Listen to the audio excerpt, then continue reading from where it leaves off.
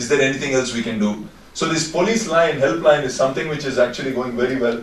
We have also started a medical helpline called 104. If you have a fever, cough, anything, you can just call. We have doctors there who can actually give you immediately some kind of prescription or whatever. Women is a focus of GVK EMRI. You know, what's happened is, and many of you may not know it, that the government has now put India is the country which has the highest amount of MMR, that's mother mortality rate, and infant mortality rate in the world. So for the last few years, we've been working with the government of India to see how we can actually reduce the incidence of MMR. And most of the problem is that after a mother gives birth to a child, it's in 24 hours to 48 hours, which is where the problem comes. Because poor people, they don't know how to take care of their babies and they don't give them good hygiene.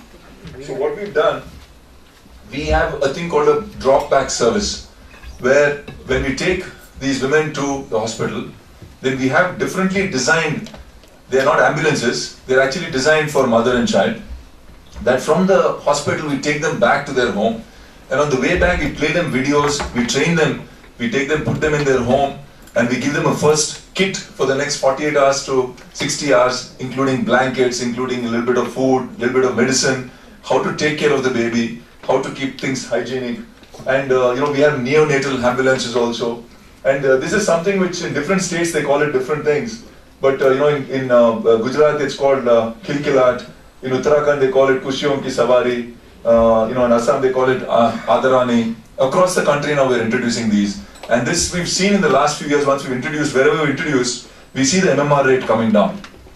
Because women are able to take care of this better. And we work in the most inhospitable conditions. I mean, just imagine the ambulance going on that road. This particular photograph is the highest village in the world, which is accessible to an ambulance. Where there is no road, we give stretchers to the villages, and the villages bring them in a stretcher, and we have also a thing called palkis, which they put on the shoulder, that bring them to the closest point. So we think of everything, it's end to end. We've trained 100,000 people in hospitals. Every state, for example, in Andhra Pradesh, we have MOUs with 5,000 hospitals. And we train the people in the hospital, because hospitals, they have good doctors. But in India, we have no concept of emergency medicine. They treat them like a regular patient. So we've actually gone and trained the nurses as to how to actually receive a person in an emergency, how to stabilize them, because we have the expertise which even hospitals don't have. We have boat ambulances in Brahmaputra because there are a lot of islands, and people used to take 4 to 5 hours to reach the hospital. Now they can reach in half an hour, because we just take them in the boat and get them to the closest hospital. We are going to start air ambulances in the Himalayas in Uttarakhand. So this is something which, as I said, GVK EMRI on our foundation, we are most happy about. We do a lot of community development. I won't talk about this. Wherever we have projects, we do a lot of work with schools, with rural welfare. This is, for example, in Jharkhand, where we are building a coal mine. Can you imagine, this is a rehabilitation colony?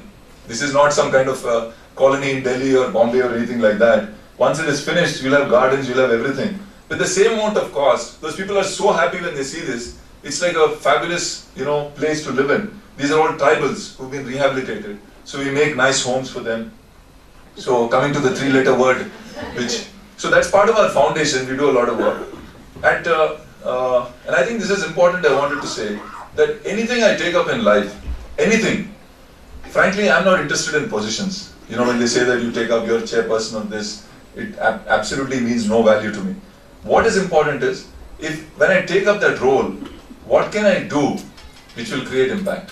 What can I do which will leave a legacy? That's the question I ask myself. And I will take it up only if I can do something.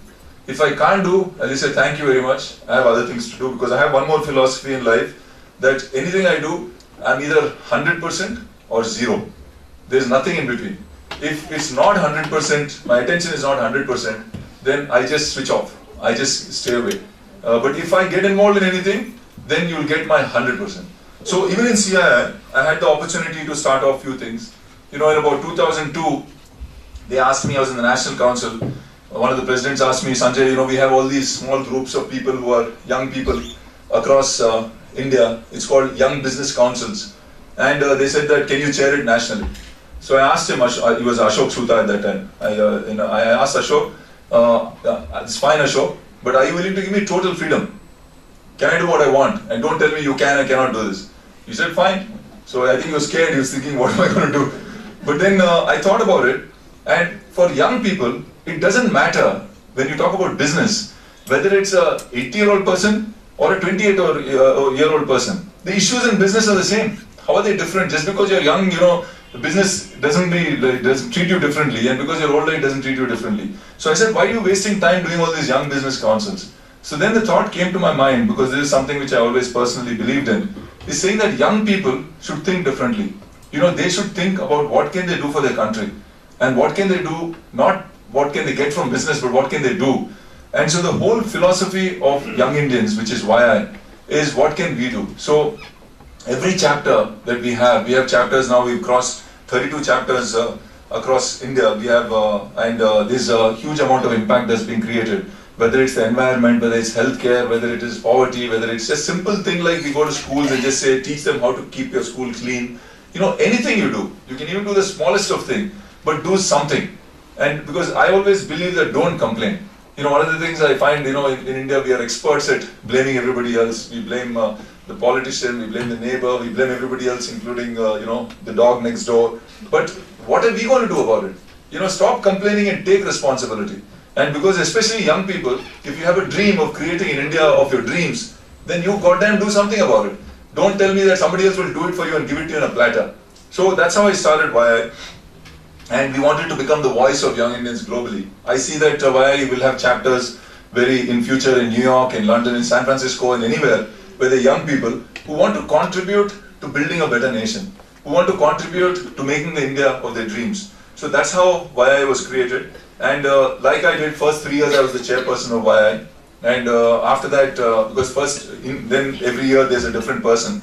And once I gave up, then I was completely out of it. But I keep track of it, and it's doing very well now. It's gone global also. YI has initiated this whole thing called G20 Young Entrepreneurs Alliance. They have a Commonwealth Alliance, which they've initiated and started. So I'm very happy that it's happened. I was also explaining earlier that in CII, we started a women's initiative. I was part of the southern region. I was the chairman of the southern region. Again, I thought, what is it that I can do which is different, not do the usual things. So I came up with 2 ideas. One was that within CII, there was a whole thing called Women's Empowerment Committee, which frankly didn't really do much. So I said that, we have to have a separate organization which is run by women, for women. So we created this thing called Indian Women Network, which is basically, in 2013 it was launched. And within 1 year, we already have more than 1,000 members. This is only in the southern region. Next year is going to be taken pan-India. And the idea is it's a network of women who again have this similar philosophy. And there are a lot of women, initiatives. But it was a great beginning. And there are various other things that, and the focus is on, women who have a career in mind, a career-oriented women. And it can be a doctor, it can be a lawyer, it can be a politician, it can be anybody. But I feel that there's a huge burning need for women, especially at the middle level, who have no access to interact professionally across groups. They either have their family or the companies they work in. But otherwise they have no. So this is the idea. Maybe I was saying that in 10 years it could be 50 or 100,000 women who can be part of this network, who will become a very powerful network. So that's another initiative they gave. I tried very hard, but they didn't allow me to become a member. And I think it's quite obvious why. So, and one more initiative which, there are many more things which I do, but I didn't have time. So another thing, interesting thing, which again in the interest of art and culture, I started in South India, which is called as part of CII. In the 80s, when Rajiv Gandhi, Indira Gandhi were there, they used to have a festival of India, which was actually done in New York, in London, in Paris, everywhere else. And so I thought that, in those days, we had to sell to the world the soft power of India. But today, actually, we have to sell India to Indians. And so that's why I started this thing in South India called the Festival of South India. The idea is actually, as a kid, I used to always enjoy going to these, what in Hyderabad we used to have called exhibitions. And I used to look forward to it every year. So India has, Southern India has 4 states. If there is a way to bring all 4 states into one place so people can enjoy, is the thought. So this festival will be a 5-day festival, it will be a roaming festival. And it will have art, it will have culture, it will have song, it will have dancing. For example, there are 100 different dance forms in South India. You could actually bring maybe 30, 40 of those dance forms. It will be an energetic, vibrant thing. We'll have shopping, We'll have food, maybe 100 different cuisines from the south. So I expect that, a person from 5 years to 80 years, everybody will enjoy coming there. And I expect that, the first festival, we can expect 200 to 300,000 people visiting it. And so that's another thing which I want to take not only in South, but all across India. You could have a festival of North India, you could have a festival of West India, and you could have a festival of India all across also. So I think these are the things which I would like to involve myself in, because I think these are things which are very important, not for our business, but it's important for the country. It's important for the next generation. What I again believe is that do not follow where the path may lead you, but go instead where nobody else has gone before, and make sure that whatever you do, you create an impact on our community and on our society and our country. Thank you very much.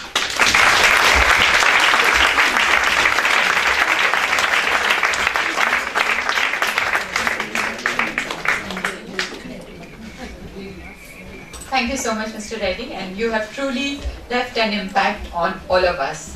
Thank you so much. And before I open the house to the question and answer session, may I request Pinky Reddy to share a few lines about her experience. And she compliments Mr. Sanjay Reddy beautifully, that we all know.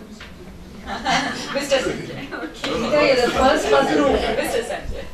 You're the first person who called me Aparna Pinky Reddy. There's always such a confusion with my names. I told my parents the worst thing you've done is giving me two names. And because I was one of my FICCI, when I became a chairperson, it was first, I think second, third event, and we had a very high profile speaker, and one of the Telugu channel people said, in Telugu he was very concerned. He said, why are you not on the stage? I said, of course I'm on the stage. He said, Lele, but your name is not there, only Aparna Reddy is there. I said, that's me.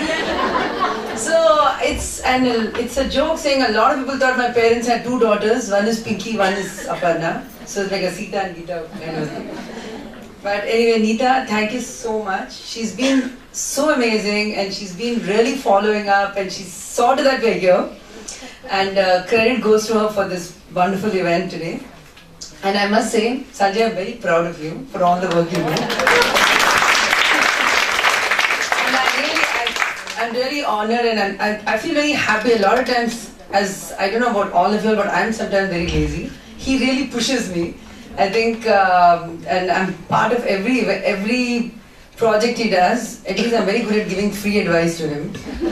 So, and Bombay Airport, Mumbai Airport has been a fantastic experience for both of us. We shifted to Mumbai, and it's been like a baby, a third child for us. And thank you so much, Neeta. She's kind of pushed me into the GB also, so I'm sure you'll see a lot more of me. I tried to run away, but in Hyderabad they tried to get me into the GB, but I said, no, I'm really busy. But she just won't listen, and there's no in her vocabulary. So I said I had to be in it. And I'm so glad that I took up the interstate, because I think I seem to be knowing a lot of people here. And I'm glad at least I could show what I can do. So at least people don't know me just as Sanjay's wife, but they know me as Pinky as I think most people know me as Pinky's husband. That's in my department, the social department. His department, I know they know him as his wife. So that's his joke. He was telling, he was traveling with Shah Rukh Khan and Madhuri on a flight, and Shah Rukh's introducing him to Madhuri and saying, oh, you're not Pinky's husband. So Sanjay's like, I'm very happy because that's her department. My department, they know me as, And, but I like to invite the Delhi chapter to come to Mumbai to see Jai Ho. I mean, it can be one of your events. To come and see the art. I'm sure a lot of people must have. I don't think people from Delhi would come to Hyderabad to Mumbai to travel out. I think it'll be nice to have a program if Neeta can plan. And I would be very happy to be there and show you all around. I think Abha Aunty is the only one who's experienced. With Rajiv, she had the VIP treatment there. Yeah, so it's been really fantastic. And thank you so much for having me here.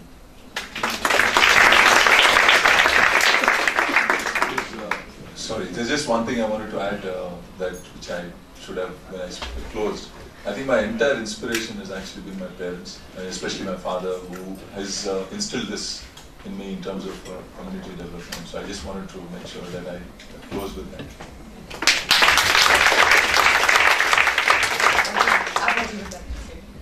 I would just say I was very lucky to experience the Jai Ho and the Mumbai airport just before it opened up, because I could not go on the inaugural day. I was out of India. So Sanjay and Rajiv, and they were very nice, and Pinky was there.